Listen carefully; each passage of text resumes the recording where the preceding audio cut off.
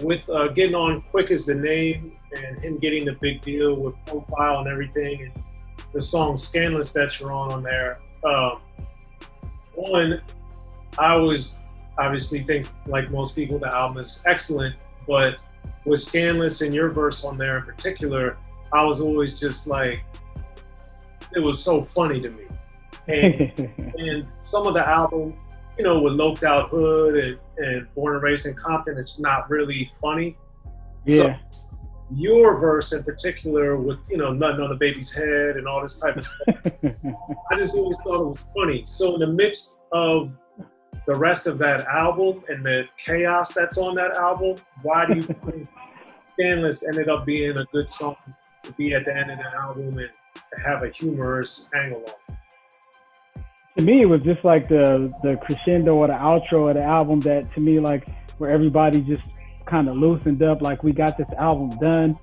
And Soren, you could attest to being around other artists, like when they get that album done and you looking for just a last song or fucking around, it's like our victory lap, kind of like, we just gonna throw this on it. Like, thank God this is over. Mixing is probably one of the hardest things we had to do back then because we didn't have the technology that all the guys have now. Like, they can just automate rise and do certain shit in the mix where they even got that fucking thing to make you sound like you're fucking Frank Sinatra or somebody. But we had to really like do mixes by hand, and then when we got that album done, that particular song was like one of the ones to where we like, hey, just turn up, say what you want to say, do what you want to do, and like I said, the victory lap, like, this shit is done.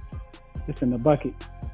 And that's where, at least for me, because I don't know how the chronology worked in recording, but that was my introduction to Froggy Style and all this different stuff. So was that done like before you were doing your stuff, or that was just happened to be come out first? No, we was doing stuff at the same time, and we had a lot of stuff. We still got some shit, bro, that we listened to and we laugh at that didn't make the album. Like, of course, those cuts that, we was like, just didn't finish, or we just didn't think that it fit, or we probably back then we sampled something that didn't get cleared.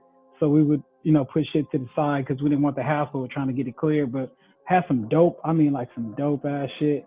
And it was one of those songs to where it was like, I'm going to use some of the stuff that I'm saying in my verse or my album, like, just to kind of tag it so they'll know, like you said, when I drop my shit, oh, that's Homeboy right there. Oh, that's High C, or this is his voice. Because to me, like, back then, our voices were kind of like not too far apart. They were similar.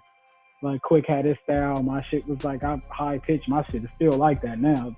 But Second to None had, they sing. They was like one of, to me, the first groups that started like the singing on the hooks and shit. That was like really street dudes, gangster rappers that was singing on hooks and making hooks sound good.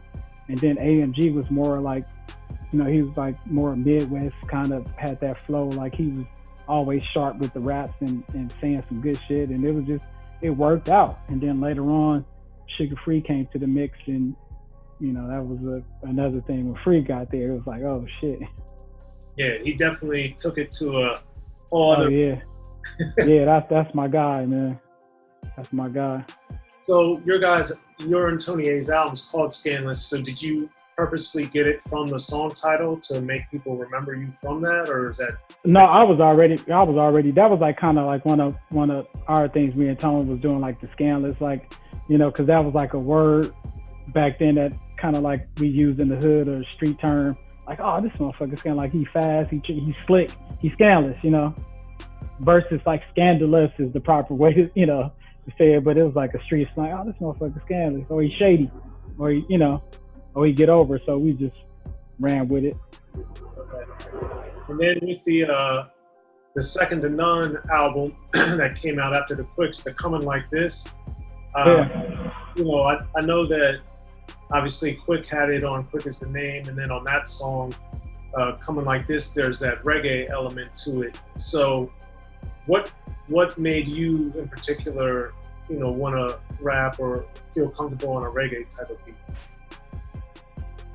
Like, just stretching out, man. Just one of those things to where me and Quik, like, we listen to Yellow Man, we listen to Sister Nancy, we listen to all kind of like the old school reggae shit, like a lot of different I mean, of course, Bob Marley, but just different, deeper shit. And we just always liked the bass lines just the shit that they was talking about, the stuff that we could understand at the time. And we just wanted to just anything that influenced us, that touched us, we wanted to put that shit in our music. You know what I mean? In some kind of way. Okay. And one of my favorite lines on there was snatching the hose person going heading to Kentucky. So what in the world made you say that? Man, bro, at that time, man, like I said, being a young kid, man, full of testosterone, ready to go out there and take on the world. I'm kind of glad that we didn't have the social media and the camera phones and all that shit back then, because we would have been in some serious and some deep doo-doo. Yes. Yeah, we had some wild stories, bro. Yeah. And then also on the end of the album, there's the Brothers Trippin' song that, of course, Quik ended up remaking and is also on the Second to None. So with that, I always thought it was interesting because I noticed you were always either last or almost last on all these songs. So why did that end up happening that way? Because they know I'm going to say some crazy shit. I was like the cleanup hitter. I'm like, knock the shit out the park. High C the OG. Okay. I was gonna say some crazy shit. All right. Which I did. On niggas tripping. Yes, you did. Soren said the brothers. What you call it, Soren? The brothers tripping. Sometimes people get mad when I say it. So I feel you, bro. I'm used to saying it when I'm talking to my friends or people like you, but I gotta be mindful of things. Sorry, that's why we fuck with you, bro, because you always been like that, a straight general, bro. Thank you, sir. I respect that. Thank you. So then, of course, doing the stuff with Quik and with Second to None, it's a lot of Quik and, you and different people helping Funkster and all this different stuff. So when you were doing Scanless, and it's mostly Tony A and you and then Quik a little bit, how was the vibe of the production and the creation of Scanless different than what you saw with Quik Is the Name or Second to None's album? It worked out pretty good to me, in my opinion, because like with Tony A, we had a lot of Latin fans and we had a big following on that side. And then with Quik, Quik helped me out a lot. The shit that he did was always straight funk, you almost think it's a sample when it's not type of shit, let me know. So it kind of came together, and it was man, people for a minute was always trying to figure out what nationality am I? Am I Cuban, Dominican, or Mexican, or? But yeah, it was one of those things to where we I got the best of both worlds in my opinion, because I was one of the first rappers, man, to really break down an old school sample I'm Your Puppet, the James Bobby Purified, break that shit down and just really serve it. Then you start hearing other rappers do certain shit like that. I was one of the ones that just made it hip hop, and we got some other shit we never released, but that was my pocket. I always wanted to be the guy that told the story, give you a vision, be precise, and I also wanted to show diversity, so. Yeah. Well, I think you did a great job of that. And thank you, bro. Yeah, and Scanless 2 is one of those albums that I think is one of the great ones in the sense of how it's very cinematic. So, and obviously Quik's like that. All the Ruthless records were like that, with the skit and the sounds and the sampling and the scratching and the party line and the voices, the request line, the girls calling in, all this different stuff. So for you, did you guys naturally come with that, or were you inspired by the stuff that Ruthless was doing, or did it come where was that coming from on your side of things? We was definitely inspired by the N.W.A. shit. Shout out my nigga MC Ren, man. We always, them dudes was to me our guys. We had in Compton, rather, we had Mixmaster Spade, we had Mixmaster Ken, and certain dudes, Tidy T. We had certain shit that people couldn't get their hands on, and once again it reverts back to the Rhodium, where you could go up there and probably get one of them tapes or something somebody got their hands on, the Batarang. Before that shit came out, it was a street a Compton classic. The Batarang, you can't stop it. They just talking about police raiding dope houses and shit like that. So we was inspired by certain shit like that, but we always had our own sound, and it was, to me, thanks to Quik, that really gave us that different sound, because my dude was like, he was like a genius, bro. Like even in the 80s, he would sit down, you give him a piece of equipment, he would sit down, he wouldn't fucking leave. I'm like, bro, I'll be back, I'm gone, fuck this shit, I'll be back, I'm in the streets, I ride my dirt bike or whatever. Come back, Quik is still figuring out, with no manual, by the way, like how to work this drum machine, and got this motherfucker rocking. So yeah, I still think he's the best rapper producer of all time. Like, he's astoundingly phenomenal, in my opinion.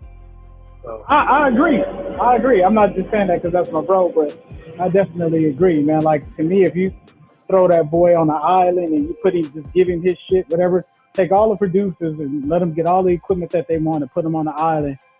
This dude, Quik don't tell you, but the motherfucker can sing. Like Richard Pryor, the motherfucker can sing. Try to sing to get some and they can sing. He could play the drums. He played the keyboard. He played the guitar. Like this, he could play the guitar, but like this motherfucker be doing, he just do shit, and he just kind of like, to me, sometimes he don't like to let people know everything, or of course, like anybody that's kind of down to earth, he'll let somebody else toot the horn before he do it. But Quik got a lot of shit, bro. Like, I watched the engineer almost get kicked out of a session fucking with Quik. We was at Skip Sailors. I never forget. I think we was working on it may be some shit we was doing with